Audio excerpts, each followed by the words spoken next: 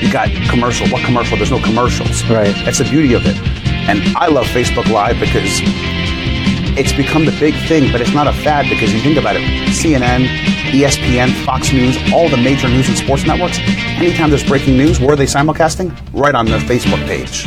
Because they know their audience is at work, right? Maybe they don't want to get in trouble with the boss. They can go on their phone and sneak in a quick Facebook Live or a quick social media view, but they can't turn on the TV tube.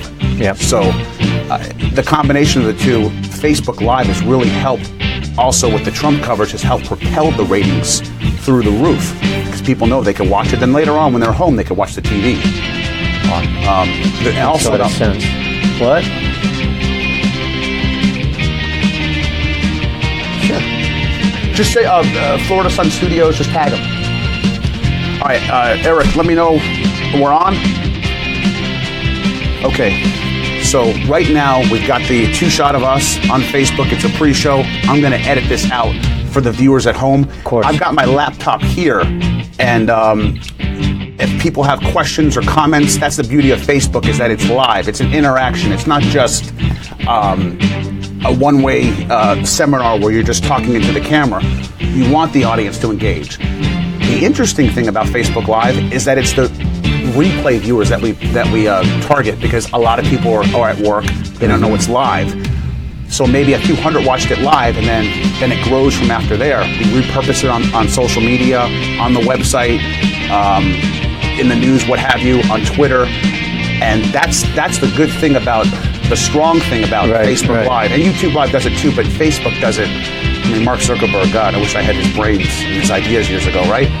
This is just the tip of the iceberg. They're going to start having two-way conversations with your audience to be able to call in like a Skype call. I mean, it's the tip of the iceberg. I mean, we're just there. Wow. So you see the countdown clock on the screen, and that's telling our audience, there's about a 15-second delay. Yeah. They're probably seeing it about 3 minutes now. That's telling them that the show is going to be starting soon. And, we're getting off a couple minutes later than wanted to, but that's okay. And then we'll go into the 30-second quick show intro. I'll come on camera, introduce myself, tease our segment, do the elevator pitch, come back to the segment, and then we dive deep into the legal topics. Okay, great. And it'll be good. You're a lot of good topics. Yeah. And if there's anything else that you want to talk about that's on your mind, please do so. Yeah, I just caught off guard by we'll talk about this. Why would the University of Florida put a white supremacist on the campus? Well, and that's one of the questions I'm going to ask you. We talk about the whole First Amendment and right to free speech, and there's nothing that prohibits it. It's a public university. Maybe if it was a University of Miami or a private institution, and I'm going to ask you that, would they have more standing to say, listen, we're going to deny you? He applied for the permit, he got it. And they know in light of what's happened in Charlottesville, not only are they beefing up the police and law enforcement, but the university police and the state police and who knows, maybe the National Guard's on hold. The governor called for a state of emergency. I mean, it's not every day that the governor does that. He does it during natural disasters, Hurricane Maria, Irina, and now a white nationalist supremacist speaking on campus. But then we got to look at the converse. Is that going to bring counter-protest? Is it going to bring people fighting? Now, apparently they've limited what they could bring. They've limited what paraphernalia they could bring. There's no torches like they had in Charlottesville. I feel like I was watching Mississippi burning. It was pretty extreme, pretty intense. It's 2017. I was amazed there were that many, white supremacists that they could pull together. Because usually they're so marginal. They're like these really weird people that everybody hates and there's not that many of them, but they got to pile them together. But they've gotten smarter, more shrewd in their approach, and they're targeting social media. Yeah. And they're using social media to find each other. Right, to find each other, much like the terrorist groups do. Exactly. We didn't have to deal with that 10, 15 years ago. Now, it's cyber warfare online. I mean, pick your poison. One side of the plank, right, is Captain Hook of the alligator. It's a terrorist, the white supremacist.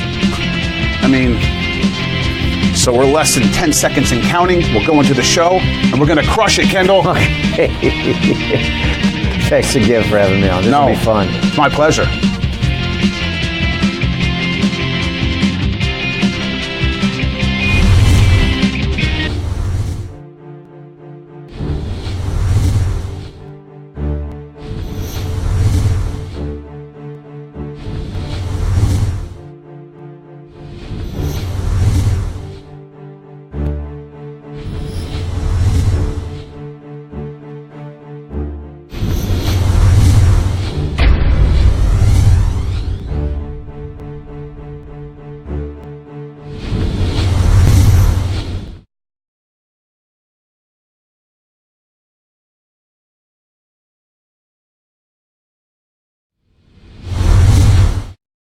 Hello and welcome to Live from FSS. I'm Skott Wolfson, your host and the owner of Florida Sun Studios. Live from FSS is an online show that we broadcast every Thursday, 11 a.m. Eastern, right here on our Florida Sun Studios Facebook page. Live from FSS serves as a professional platform for those interested in promoting their brand and business and getting their message out there.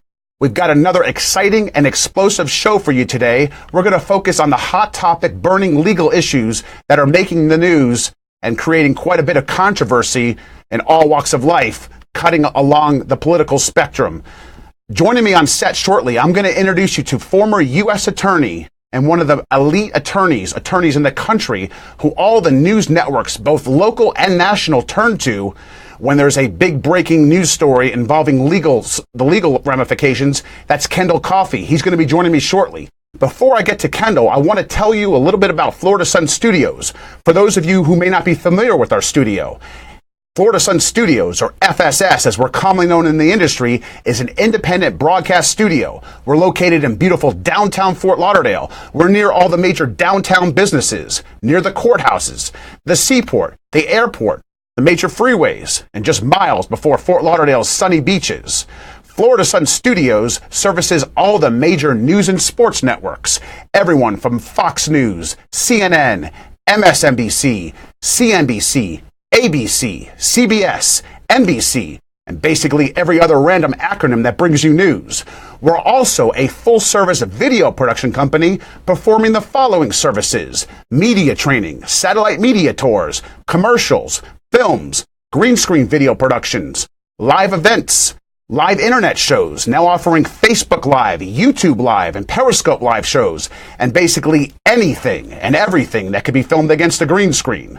The whole purpose behind the Live from FSS platform is to give our audience, our South Florida audience, who knows, likes, and trusts us, our home community, a place where they can promote their brand and business and get their message out there. Suppose you're someone who's been booked on the networks from our studio, or someone who has interest in hosting your own show. Maybe you've had aspirations of becoming the next big star on reality TV, sports TV, or network news talk show host, and you've realized that the chances of achieving such a dream at that level are rather slim to none. Well, that's where the Live from FSS platform comes into play. We provide you the same bells and whistles you're accustomed to seeing every day on television, everything from multiple camera angles, in-studio guests, remote Skype video calls, titles, graphics, and much, much more. And now, without any further ado, please join me in welcoming my friend and A-list attorney, Kendall Coffee, to the set. Kendall, pleasure having you here. Thank you so much for taking the time to come with me, to come on the set and give us your legal analysis and expertise. Well, Scott, this is fabulous to see you again. I was just remembering how long we've known each other through 4 different presidential administrations. The Clinton years, the Bush years, the Obama years, now the Trump years. And I think I've been in your life longer than either of your wives. That you have, my friend, that you have. And what's interesting is I've known you since my days at CNN back in the mid to late 90s. And back then, I didn't have any gray hair. I was a little trimmer, too, back then. But I remember we would knock on your door all the time when you were the U.S. Attorney for the Southern District of South Florida. And we'd always, when it was a big legal case, you were the guy we went to, and the guy that all the networks, both local and national, turn to when there are big legal stories going on. You're a voice of reason. You're the expert, the authority that people turn to, not just for criminal law, civil law, law in general. Well, thanks a lot, Scott. I do try to give a pretty objective view on the law, which in this day and age, I don't know if anyone wants to hear an objective view about anything, because so much is polarized and a lot of folks just gravitate toward one side or the other. But I do think it's important to break down the legal stories, and not just on, red or blue terms, but what is the law? Because the law and the basic principles we try to talk about, they're going to be around a lot longer than any president or any political controversy. That's true. And I know we discussed before the pre-show, we were talking about how news, it used to be very objective and it was just down the middle. And now you have it's more of an infotainment. You've got either far left shows, far right shows, very few in between shows that are in the middle. And what's interesting is that you bring that objectivity. The law, it should be an empirical formula, right? The law is a law, right? Well, it's based on objective principles. Of course, there's disagreements all the time about the law. But what I think is happening more and more is, just to take as an example the so-called Russia investigation. Almost all of what's discussed is pretty extreme about it. And yet the only one that really knows what's going on is a guy named Robert Mueller. And I think sometimes it's good to try to look in terms of standing in his shoes. What is he looking at? What's the kind of process he's at, rather than what's good for the Republicans or what's good for the Democrats? It's a good point. And, everyone's got their own style. And when I think of you and what you bring to the table, it's someone who's middle of the road, objective. You understand both sides to the equation, or multiple sides to an equation, complicated issues. And first, I want to ask you, there's breaking news that's going to happen later today at the University of Florida, where white supremacist, white nationalist Richard Spencer is going to deliver what some would call a hate speech, spewing his views of what he sees the country and what he wants the future of the country to be. And he's going to deliver that. It's piqued such a amount of emotion and vitriolic hatred on one side, on both sides, on all sides, that the governor of Florida, Rick Scott, called for a state of emergency, asking for extra police protection. I think the university, on its own dime, is going to spend close to $500,000 or more just for that added protection. I want to ask you first and foremost, is there anything that prevents this white nationalist, Richard Spencer, as much as we may disagree, loathe, and hate what he's preaching, is there anything that prevents him from speaking at the University of Florida today? If government institutions are making a forum available, then that forum is available to a broad range of views. And a lot of folks believe that hate speech is not part of free speech, but it still is under our Constitution. So somebody can get up there and say, hate thy neighbor. Now, it's a little different from saying kill thy neighbor, because there's still limits on speakers who incite violence directly. But by and large, ugly views are still part of our First Amendment, part of what we protect in this country. Is there a line where that hate speech crosses that threshold where it's no longer considered protected First Amendment speech? Well, it's got to be something that amounts to a clear and present danger of, for example, violence. Somebody gets up there and says, go out and kill 2 people of color. Somebody gets up on a platform and tries to describe how to build a bomb. Sure, there are those kind of limits. But somebody who simply advocates for an ugly, racist view that some people are inferior to others, that kind of speech is still protected in this country under our Constitution. Interesting. We talked about what the university is spending, what the governor calling for. It was maybe a month or so ago, not too far in our distant past, where in Charlottesville, we saw the neo-Nazis, the KKK, the white supremacists, they're marching. We look at the screen now, and they were marching, spewing their hate. We look at it. The Jews will not replace us. You will not replace us. It almost seemed like I was watching a movie from the 1950s or 60s, not 2017. It just turns my stomach over, but I understand the right to free speech. But the amazing thing, and I guess it's the age of social media, is that they found that many of each other. Because, I recall a time when the haters would try to get together and there'd be 6 of them in a corner. But there seems to be some ability to get in touch, to contact, and to sort of create more and more of a critical mass of haters, and that's something that really has to concern authorities, because of course those kind of groups, even if they don't directly incite violence, they attract violence and they attract bad things. And we saw, heated protests on both sides. One lady lost her life, the KKK, courtesy of that. And a lot of the critics of the president and the administration thought that he didn't intervene or provide moral clarity quickly enough to this issue. And then he made the infamous statement saying there are fine people on both sides are to blame. What does a commander-in-chief, the head of the U.S. Armed Forces, the head of our country, one of the most powerful people in the world, what role does he play in bringing our nation together and calming those fears and protests? Well, at the White House level, of course, we all want somebody who's a healer, who's a unifier. But that's awfully difficult to do in this country. And whether the president is being helpful or hurtful to the process, even President Obama, President Bush, it's not been easy for anybody, because we're in an age of very divisive, polarized politics.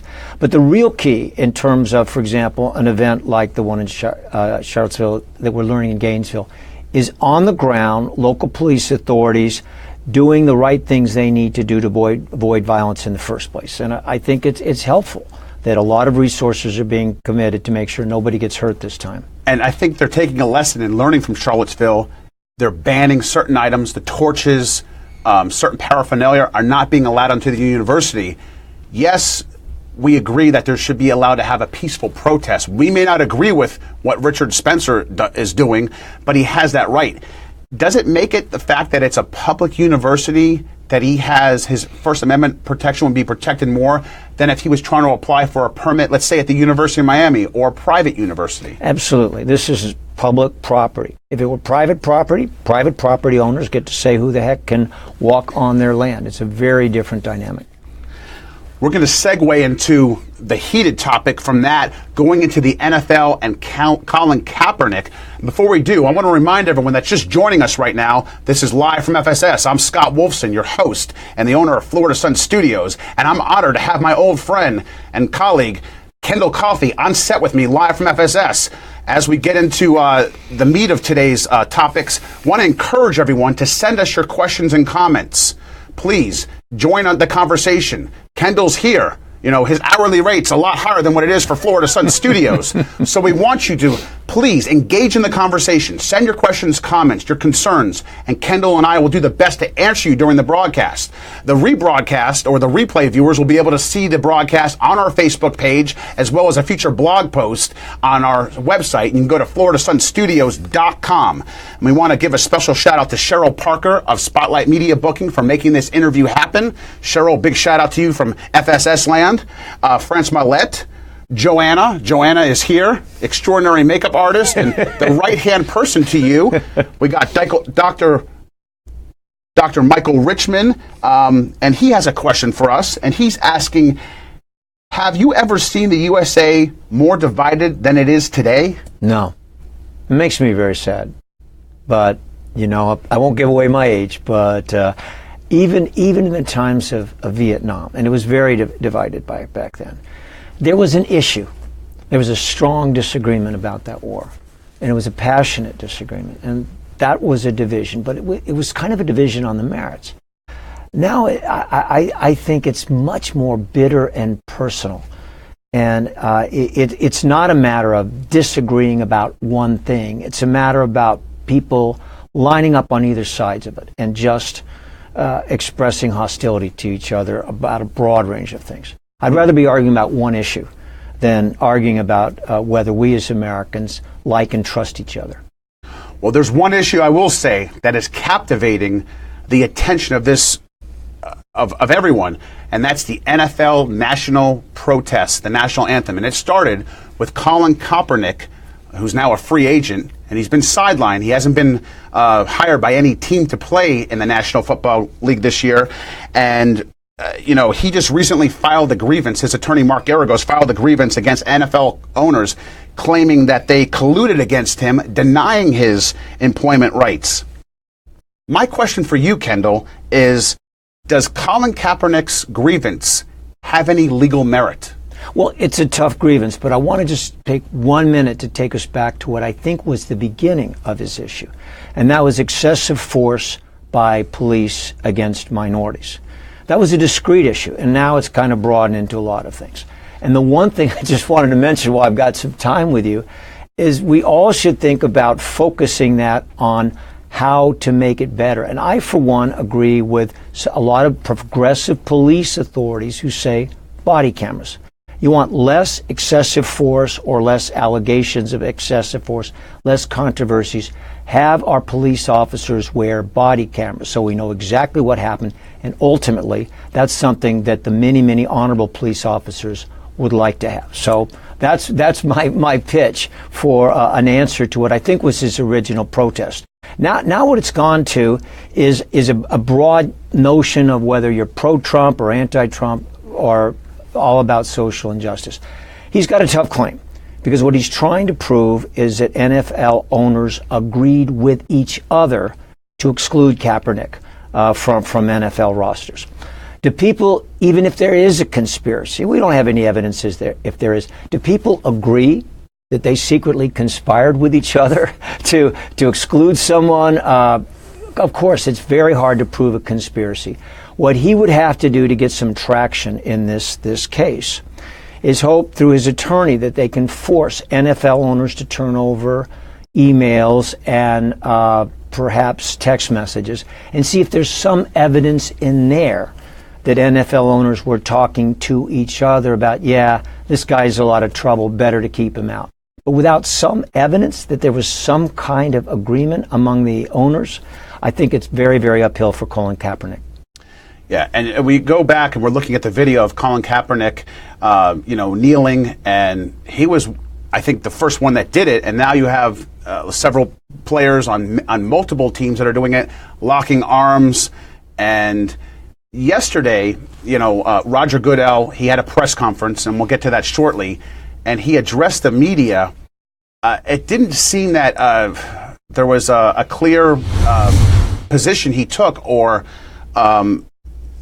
what rule that they should follow. And we'll get to his sound, and we have it, and we'll play it. And I want to get your take on it as to if there's any clarity on it. He took a lot of heat from what he said, and here's a snippet of it. We believe everyone should stand for the national anthem. That's an important part of our policy. It's also an important part of our game that we all take great pride in. And it's also important for us to honor our flag and to our country, and we think our fans expect us to do that. I would tell you that there's a great deal of support for the efforts that our players have identified. Not only support, but a recognition these are important issues for our communities.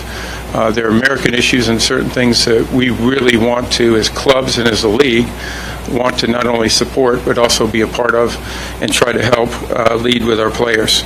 I understand where our fans feel about this issue, and we feel the same way about the importance of our flag, about the importance of patriotism, and I believe our players feel that way.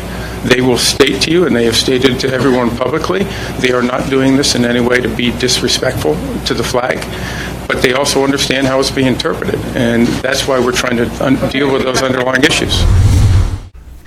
I almost got mixed messages there from the commissioner of the NFL, Roger Goodell. On one hand, he's saying, listen, we want all our players to stand, and we would hope that it gets to 0 players that are kneeling. But then on the other hand, he says, listen, we understand the grievances they have, and these are some real tough issues. But he doesn't give any groundwork or say, listen, this is our policy in the NFL. And it kind of left me like saying, what do we do? What's the policy? I think his comments seem like they were written by a combination of a political speechwriter, try to throw out some nice things for everyone to, and a lawyer. And the lawyer part I say because maybe he is concerned a little bit about this grievance, which alleges, after all, that everybody agreed to something to keep out Colin Kaepernick, and maybe that's why he wants to kind of downplay whether this is a hard and fast rule. Because maybe he's concerned that legally, if it's a rule that everybody's agreeing to, then it makes it closer to some kind of agreement among all the owners to keep Colin Kaepernick out. If it's kind of voluntary, it's one thing. If it's a hard and fast rule that all the owners have that results in Colin Kaepernick being excluded, maybe it's closer to some kind of agreement which is necessary for a conspiracy or collusion claim. We know this issue has gone all the way to the POTUS, President of the United States. Do you think Trump's statements and bench them and SOB and all this stuff is inflammatory rhetoric, whether you agree with it or not? Do you think that played any influence with what Roger Goodell said on camera yesterday? I think that the president's comments obviously resonated powerfully with the president's voters. A lot of those voters are football fans. And I think Goodell and the owners are looking at ticket sales as well as everything else. And that could, in fact, be influenced by the president's comments, which I do think are strongly held views by a lot of Americans and a lot of people who go to football games.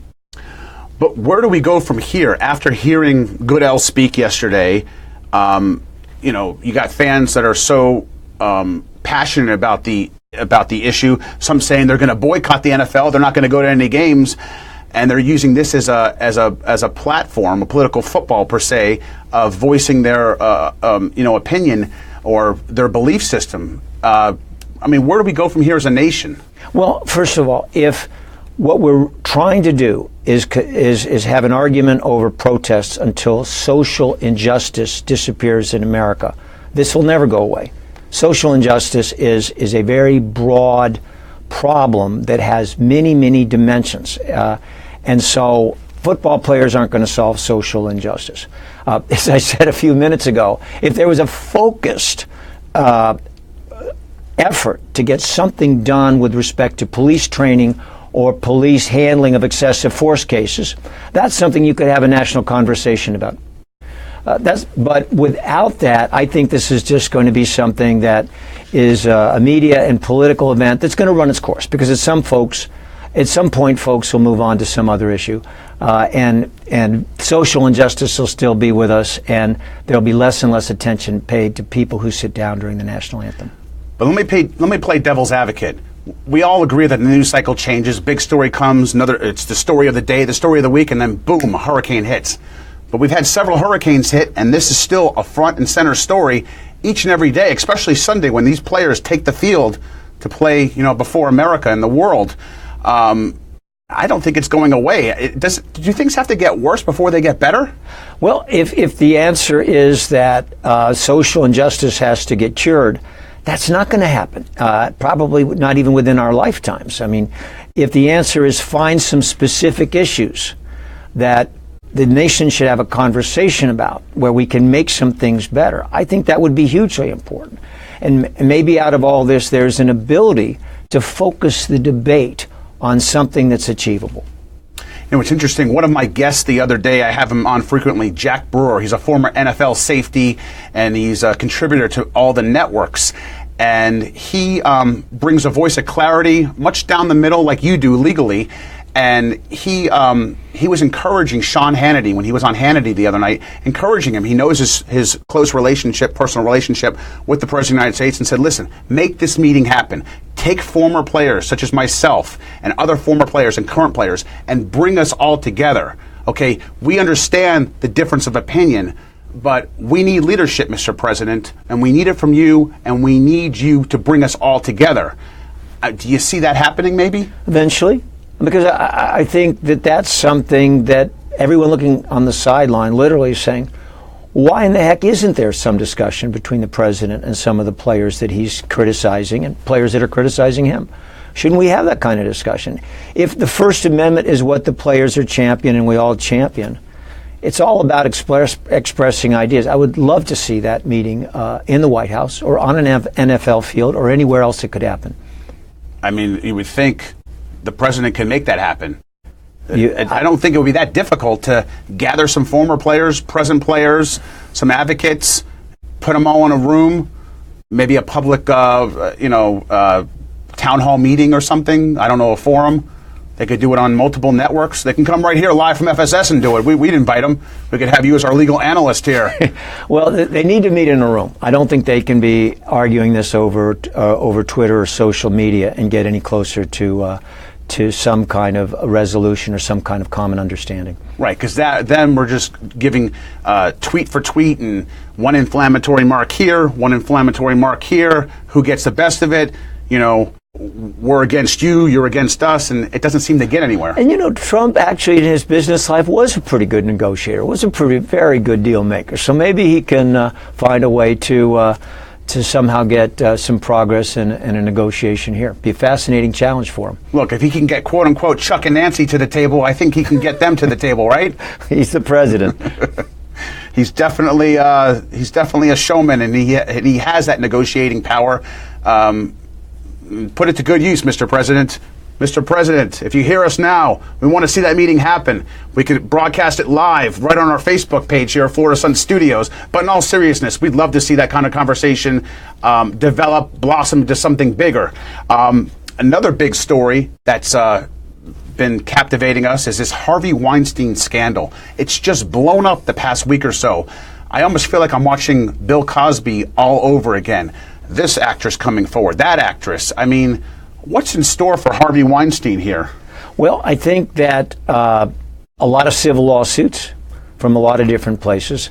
The statute of limitations is a big issue, and it's very different in different states. So there isn't like a one-size-fits-all rule about how easy or difficult it would be bring some of these lawsuits. But there's one thing in particular I'm still intrigued with, because there's a alleged victim who got some of it on video in just 2 years ago, as you may recall. The police in New York did a sting. And I'm still not convinced why that couldn't be prosecuted. Because just to remind ourselves, it doesn't have to be an all-out sexual assault to be a crime. Any kind of unwanted groping, touching, is technically a crime. And so looking at, for example, at least that one instance a couple of years ago, I don't think the statute of limitations is run.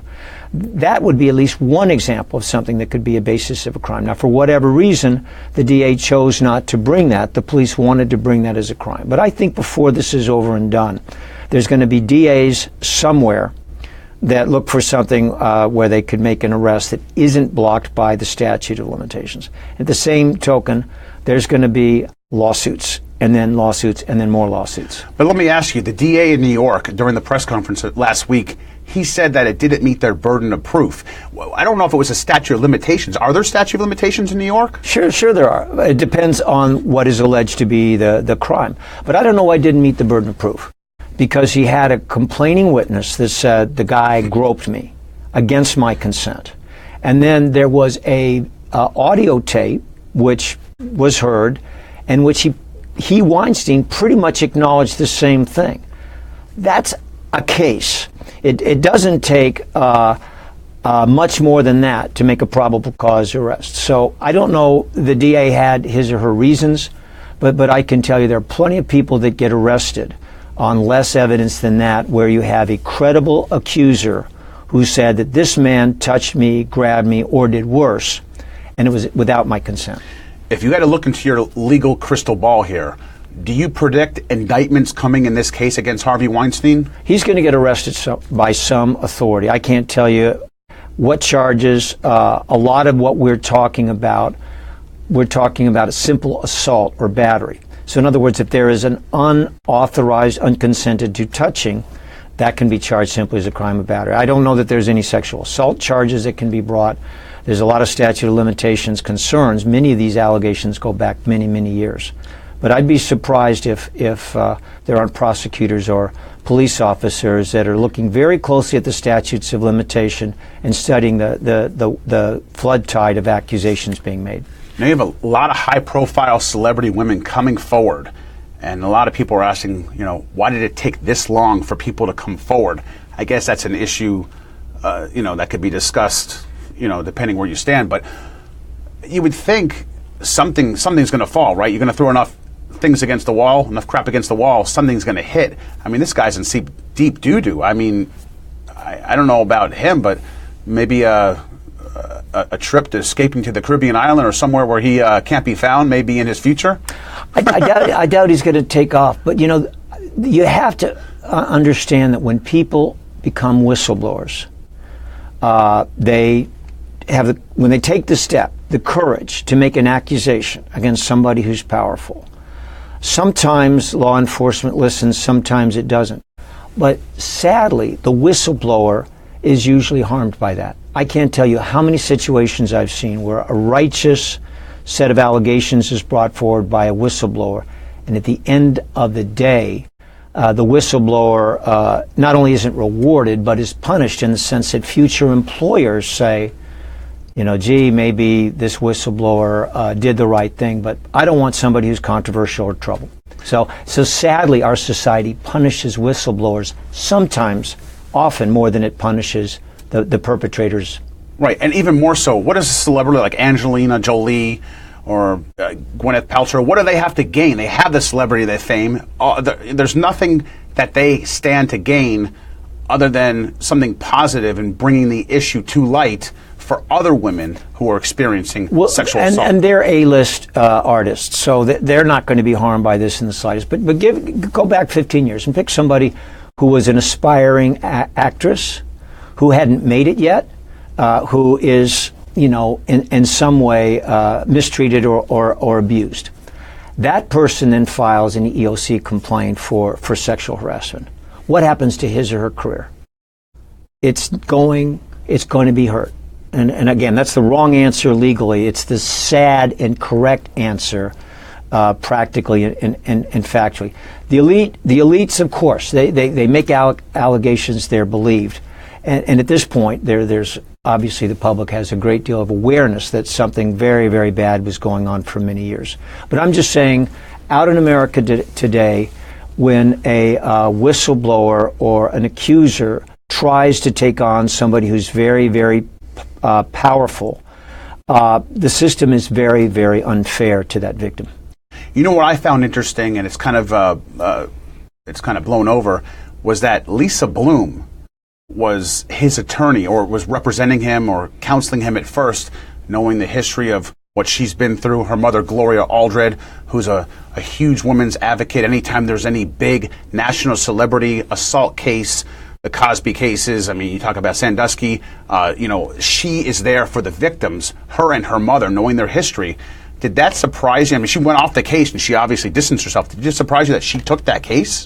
Well, if she believed that Weinstein was himself the victim of false accusations, then it would be perfectly understandable. I could see a scenario where somebody like that says, wait a minute, I represent victims, but if somebody's being falsely accused, then that person's a victim. I think you get on the case, you try to help them, and then as the truth becomes apparent, you say, wait a minute, this guy isn't a victim of anything. I can, in good conscience, continue in this representation. I'm speculating from a long distance, but that's what I suspect could have happened. Not to put you in a political football, but did it surprise you that we didn't really hear from, right away at least, from former Secretary, presidential candidate Hillary Clinton, Barack Obama? Harvey Weinstein was a big contributor to both of them, their campaigns, the DNC, but we also didn't hear anything from President Trump. Did it bother you or shock you at all that our leadership, Democrat, Republican, the very top of our government, didn't weigh in on this big breaking case?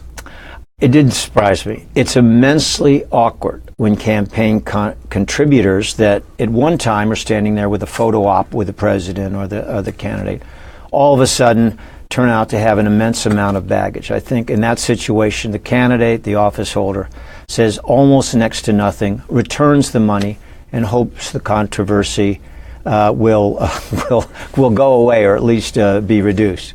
But it almost seems that the smart PR move would be, listen, speak out against it, acknowledge it, get your opinion out there, because by saying nothing, it's almost like admitting, I wouldn't say guilt or collusion, but you're almost condoning the behavior in a way. So critics can maybe believe that. Maybe it's a catch-22 situation where you're damned if you do, damned if you don't.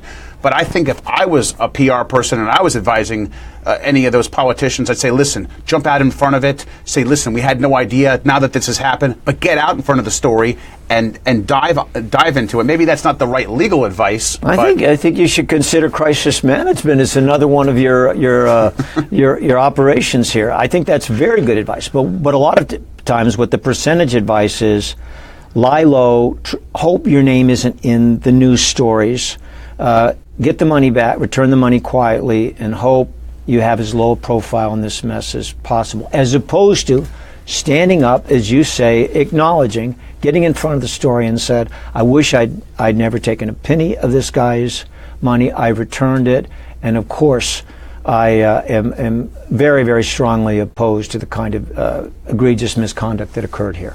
I mean, part of the problem is that it's hard to trace all that money, right? I mean, if they go back, who else is going to come forward that was maybe a contributor, someone of that status or slightly below, that's contributed and is now facing, sexual assault or harassment charges? I mean, I don't know. It becomes a slippery slope almost. It's good that these issues are being brought, front and center. But I think the politicians, at least my opinion, they've got to get out there and just condemn that behavior right from the get-go. And even if they take a little bit of heat or whatever, they're doing the right thing. They've got that power, they've got that audience, that platform, and they should be out there saying, listen, we're preaching for women's rights, humanitarian rights, everything like that. We got to practice what we preach. Well, it's a great point. The only comfort for folks who've been getting money from people like that is virtually all politicians get money from people who turn out to be bad news. They don't really do a detailed vet. Of course, they want to make sure they're getting money from somebody who's not a foreign national in a political campaign. But it happens pretty much to all the politicians because the system is so aggressive about raising money. You're much more likely to ask the question, how much are you giving? How much is the check? Than what do we know about your character? Right. So we don't want to know about his character, right? We just want to. There's a donation box. We'll see you on the way out. Exactly, and let's do the photo op. Is it sort of like a client that's committed a heinous act calls you up? I don't want to know about it. Just tell me what I need to know, and I'll represent you? I think lawyers have to be, I like to think we're a lot more careful than people who are seeking campaign contributions. You got to be, right? We better be. For fundraisers, they've got to collect the checks. We've got to live with ourselves and follow our rules. And talk about an attorney. We're going to segue. Talk about an attorney that's really got to be careful what he says. The spotlight was on Attorney General Jeff Sessions yesterday. He testified before the Senate Judiciary Committee, and he took some heat. I mean, we're talking about the Mueller investigation. They're investigating whether there was possible collusion between the Trump administration and the Russians. And something to point out is that you're innocent until proven guilty. He's just in the fact-finding process of things. There haven't been any indictments leaving just yet. But let me ask you, looking into your legal crystal ball there, do you see any hammers dropping, any indictments coming in that case? There are going to be some indictments. It's not clear to me that anyone's going to be indicted for, quote, conspiring with the Russians. Because when we talk about collusion, as you know, collusion's not a crime. The crime is conspiring to commit a criminal act. And that hasn't really crystallized in any way. But we know, and they're still looking at that. But what we know is that there are other related things that they're looking into. Obviously, there's the issue that's been in the news about, was an obstruction committed by the President of the United States when he either spoke to Comey about Michael Flynn or when he terminated Comey? Was there an obstruction there somewhere? And obstruction's a very, very murky area. And there are very smart lawyers that strongly disagree as to whether whatever Trump said or didn't say could be the crime of obstruction. But that's one thing Mueller's looking at. And of course, they're also looking at issues like, for example, did Paul Manafort fill out all his tax forms correctly? Did he list properly foreign bank accounts, which is a real pitfall for a lot of people who have extensive... What about Jared Kushner and his clearances and so forth? And Kushner and Flynn, and did folks properly list all their activities, all their contacts when they filled out their clearance forms. So what we see right now is a couple folks getting indicted. I mean, Flynn has significant issues. He's also somebody with substantial proximity to the president for a period of time and significant Russia connections. So if you're working the typical playbook for a federal prosecutor, you're gathering the evidence, you're speaking to lower tier witnesses, you're hoping at some point to build a case against people like a Carter Page, people like a Paul Manafort, people like General Michael Flynn. Who knows, maybe even a Kushner if you can, although I think it's far from clear that there's a prosecutable case against Kushner or ever will be. But let's say you can get 2 or 3 of them.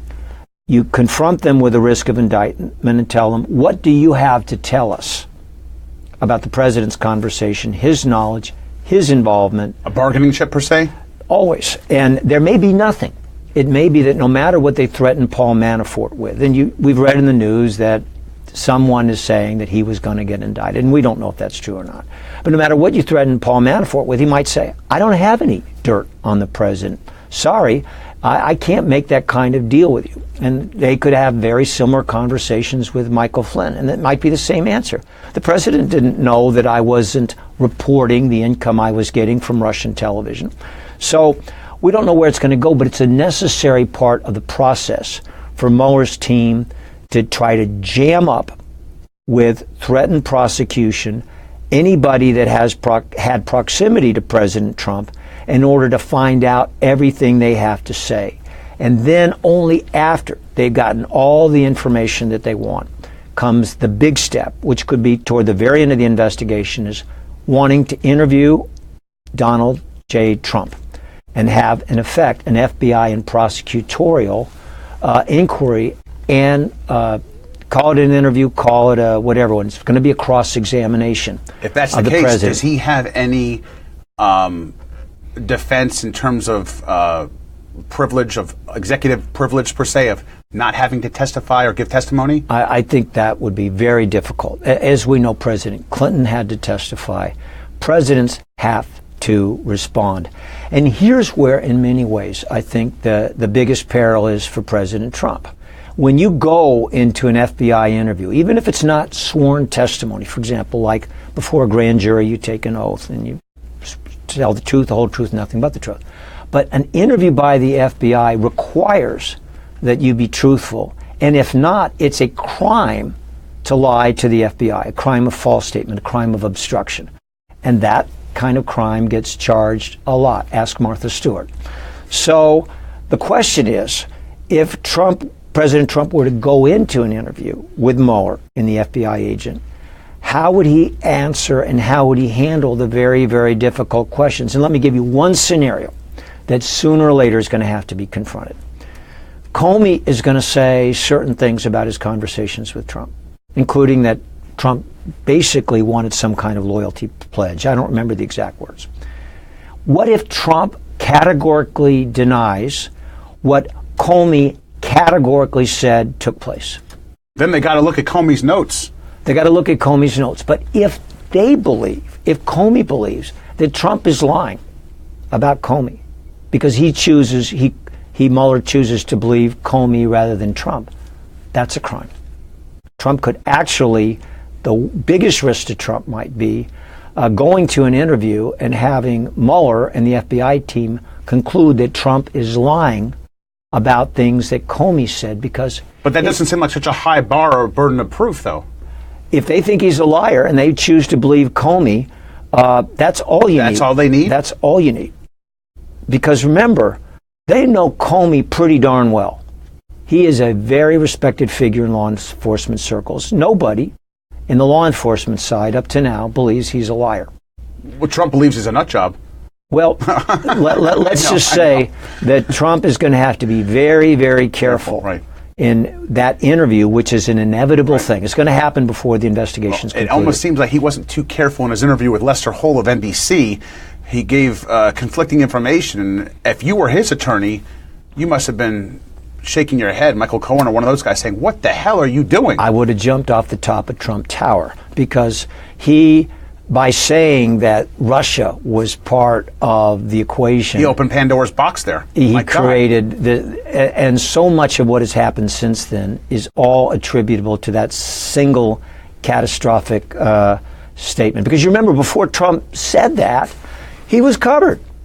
He had the Deputy Attorney General of the United States writing a very strong memo as to this is why Comey needs to be fired. He should have stuck with that. He should have stuck with it. But oh well.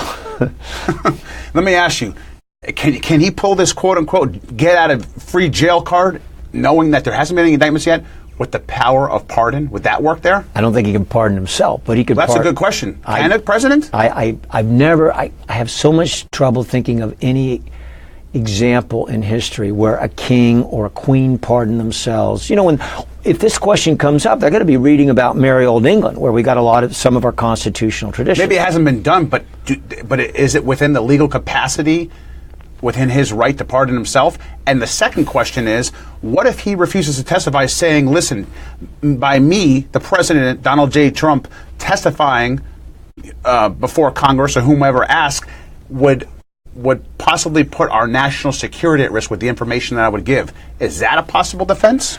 Look, that's the executive privilege theory that hasn't worked. Did that keep Bill Clinton out of having to testify? But Bill Clinton was talking about alleged sexual misconduct in the Oval Office. This is a whole different situation, right? This is collusion with a foreign government into our election process. Well, one was a personal matter. This is...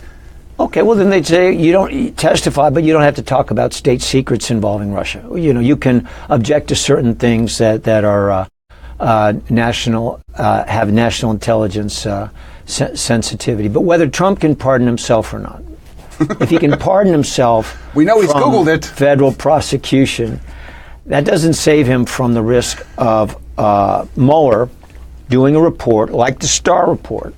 Because remember, Starr didn't indict Bill Clinton. Right. He issued a report, and he concluded in his report that the president had committed, that there was substantial evidence to show that President Clinton had committed offenses perjury and transgressions for which there could be impeachment, including perjury, including false statement, including obstruction. Ironically, the same kind of things, the lying stuff, that may be at issue ultimately with President Trump if Mueller decides to go in that direction. It's important to still emphasize that innocence until proven guilty, that there haven't been any indictments levied just yet, and they're still in that investigative process, correct? Absolutely. And, you know, it's hard, it's hard not to read the newspapers and rush to conclusions. And as we know in the court of public opinion, there really isn't a presumption of innocence. But if we believe in our system, then we really should try to withhold judgment on all of this. The good news is, I think we got a very responsible guy, Robert Mueller, who's running the show. He's going to make the key decisions, and he's really one of the most respected people in law enforcement in the country. Let me ask you, are you surprised, given President Trump's past of you're fired with Comey, with, just down the line, are you surprised that Mueller hasn't been canned just yet? I'm not surprised. I mean, there's only so many people you can can, and then you're adding just a bit too much in the way of troubles. And really, Mueller hasn't given him a reason. First of all, he hasn't made any decisions yet. He's aggressively investigating, but that's his job. And I'd be very surprised if President Trump does anything to try to fire Bob Mueller. And that leads us into the interesting and rather explosive testimony that Attorney General Jeff Sessions gave the Senate Judiciary Committee yesterday. He was being hammered. Hammered by Pat Leahy, by Senator Al Franken. And he lost his cool. We've got that clip, and we're going to roll that soundbite. I want to get your take on it, about Jeff Sessions losing his cool. I have never had a meeting with any Russian officials to discuss any kind of coordinating campaign efforts. Well, let me just say this without hesitation, that I conducted no improper discussions with Russians at any time regarding a campaign or any other item facing this country. Okay, how do you know? I want to say that first. And that's been the suggestion that you've raised and others, that it was somehow we had conversations that were improper. May I suggest that... No. You had a long time, Senator Franken. I'd like to respond. They're going to cut me off, and so I want to ask you some questions. No, I don't, Mr. Chairman, I don't have to sit in here and listen to his You're the one who charges testified without having a chance to respond.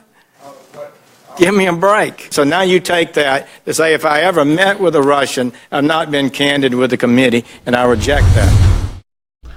Wow. I mean, that's just a snippet of what happened. I imagine what happened when the cameras stopped rolling.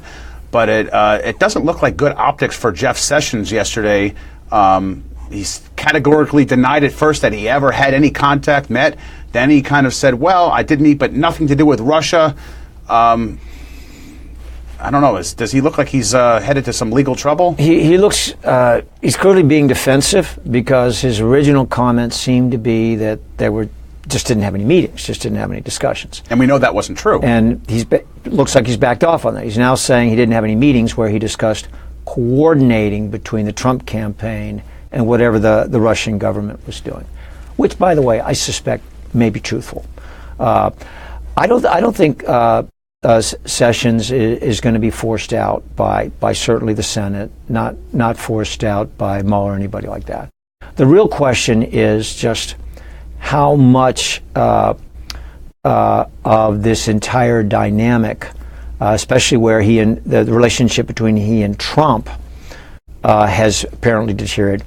How much of this is going to continue before Jeff Sessions just says, I don't need this anymore? Because this is somebody who, got the dream job, Attorney General, and it's been distraction, disruption, difficulty even developing a Department of Justice agenda from the very beginning. I don't know if any of us could say right now, what is the focus of the current Department of Justice? What are the new priorities? How, if at all, is this Department of Justice going to be different than other departments of justice? Because you've had, almost from day one, an embattled Attorney General. Frankly, as someone who used to have the privilege of being in the Department of Justice, I hope we get past that. I hope that whatever these clouds are, at least as far as the Department of Justice is concerned, can give way, the skies can clear, and that we can have a very, very focused Department of Justice, start to get new U.S. attorneys appointed around the country, and really get one of the most important parts of our government on track, working as well as possible.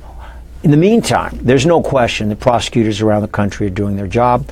The engines of justice continue. It's not like we're in a state of crisis or in a state of siege in terms of federal law enforcement, but it's still better for everybody once we get the situation with respect to the Attorney General, once we get that sort of cleared up and the Department of Justice in Washington can move forward free from so much distraction.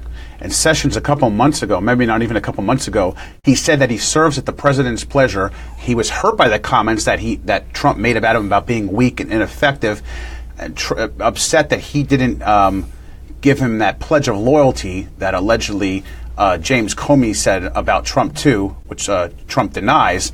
But at what point does Jeff Sessions say, listen, I can't effectively do my job, I resign, Mr. President? I think he's gonna tough it out for the foreseeable future, because there are things he wants to do. I mean, he's a former U.S. attorney. The Department of Justice is part of his life. It's kind of part of his DNA, and he wants to get in there and accomplish some things. And I don't think he's had a chance to even get started on some of his long-term goals. So I think he's going to hang in there for the time being. Things could break for the worse, as we know, but I expect Sessions to not be going away anytime soon. And I think he still wants to try to do the job that he gave up his Senate seat to do. This isn't a legal question, but do you predict Jeff Sessions outlast Secretary of State Rex Tillerson in his job? I hope both of them stay there. Good answer, Kendall. The rest of the term. I'm not a big believer in disruption and changing turning over and things like that. I mean, these are high-profile administration officials, Secretary of State and your U.S. Attorney. And they are anchored by the career professionals that surround them. So even if a presidential appointee looks like they're embroiled in some kind of controversy, whether short-term or long-term, the country is going to keep running very, very well. I mean, the United States is actually doing darn good as we read about all these things and the media. And that's because we've got very strong teams of career people in all of these departments. Yes, I'd like to see less distraction and commotion in the Secretary of State's office and then in the Attorney General's office. But I'm not worried about the good and the safety of our democracy in the meantime. We've got great people who are in those key posts as career professionals. Before we conclude, there's another issue about the investigation. It doesn't get talked about a whole lot, but what about the legal ramifications for the social media sites like Facebook and Twitter that apparently know? I mean, they know who their audience is and who's buying ads. About the Russians allegedly buying ads to target certain Clinton operatives and the Black Lives Matter. Does Facebook or Twitter or any of these other social media, Instagram, do they face any legal indictments or possible prosecution for their role or potential role that they may have played or allowed to condone this type of behavior? I don't think any of them face a serious threat of indictment. There's just so much actual knowledge you would have to show to say that they were knowingly conspiring in the use of or in illegal campaign contributions from a foreign national. Remember, too, a lot of messages, a lot of ads that you can buy in the course of a political campaign can be legally bought by a foreign national. You can't directly advocate for the election of a particular person or the electoral defeat of a particular person. But I'm not talking about Facebook advocating or conspiring themselves. But what if they knew this information and they just said, "Okay, we're just in business to make money and you know." But let's go through what are the elements of the crime.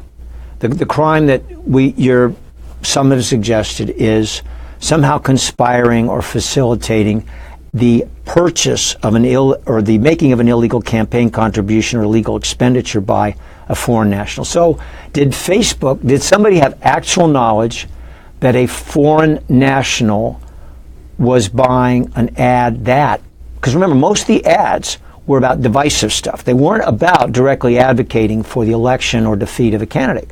Right. Most of them were things that a foreign national could buy.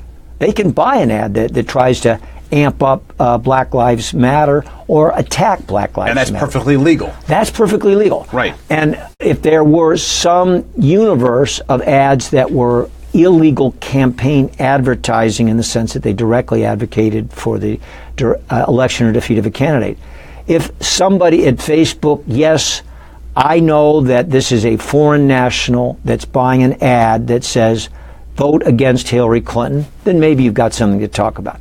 But so far, we haven't seen those kind of specifics. And remember, crimes have specific elements. It's not the crime of being bad or being careless or extremely careless.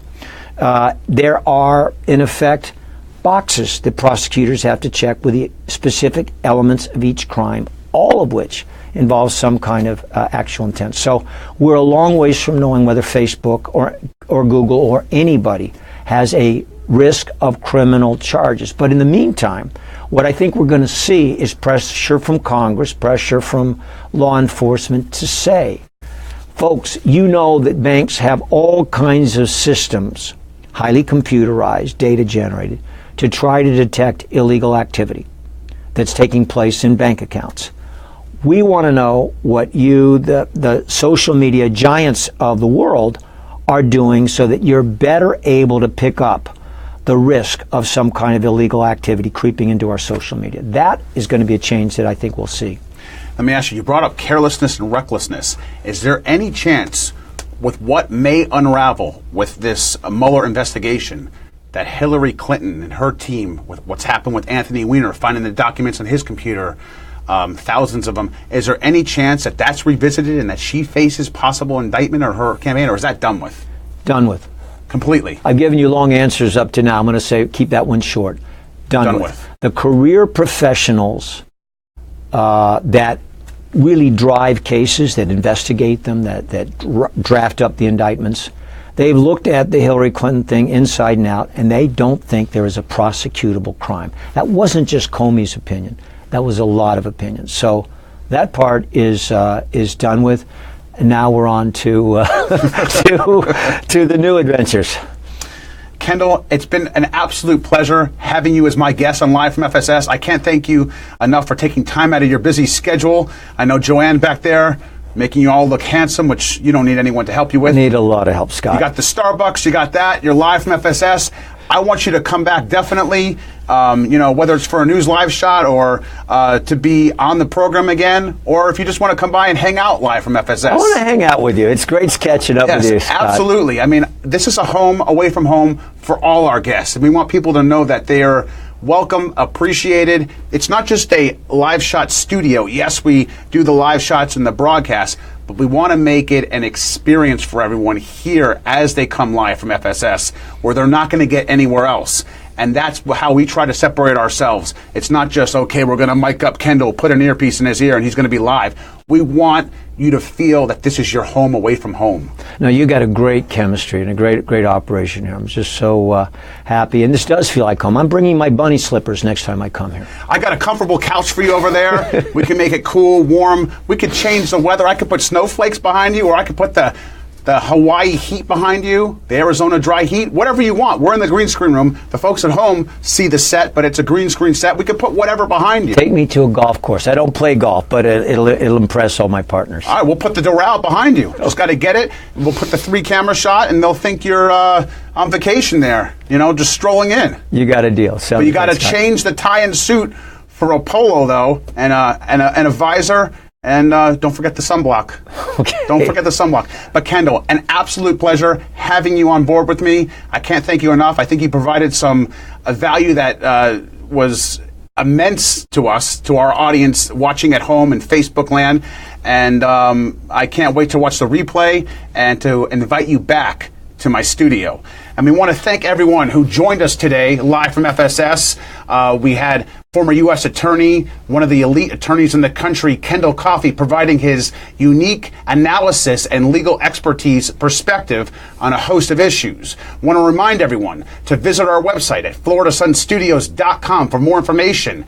We service the South Florida community at large. We'd love to hear your ideas. If you have any ideas for future shows, maybe you're an interesting person, an ordinary person doing extraordinary things, we'd love to hear from you, because our focus is providing value to the South Florida community, highlighting small business owners, physicians, attorneys, you name it. We want to put you guys front and center and give you a platform that you may not otherwise have as you go live from FSS.